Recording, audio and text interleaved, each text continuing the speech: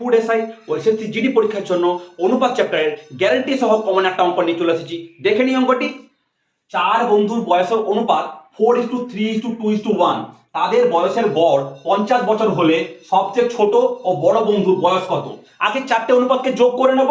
তাহলে 4 3 7 2 9 1 10, তাহলে 10। আর বয়সের গড় বলেছে কত? 4 জনের 50 বছর। তাহলে মোট বয়স হবে কত?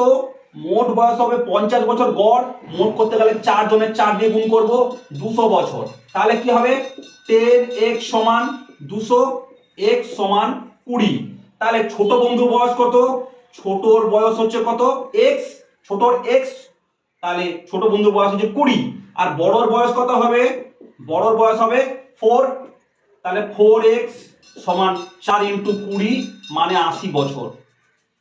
এখনো পর্যন্ত আমার এই চ্যানেলটিকে যারা সাবস্ক্রাইব করেনি অতি অবশ্যই আমার চ্যানেলটিকে সাবস্ক্রাইব করুন।